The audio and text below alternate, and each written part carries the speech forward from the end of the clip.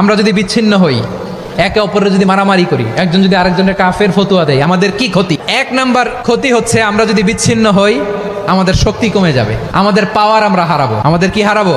পাওয়ার। মনে রাখবেন, যখন আমি একা থাকি তখন আমি ব্যক্তি, যখন আমরা সবাই মিলি তখন আমরা শক্তি। এই শক্তি নিয়ে আমাদের সামনে এগিয়ে যাওয়ার দরকার আছে না নাই?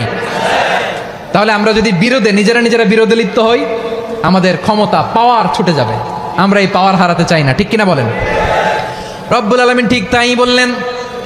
রব্বুল আলামিন বললেন, খবরদার, ওয়াতিউ আল্লাহ ওয়া রাসূলাহু ওয়া লা তানাযাউ ফাতাফশালু ওয়া তাযহাবা রিহুকুম ওয়াসবিরু ইন্নাল্লাহা মা'আস সাবিরিন।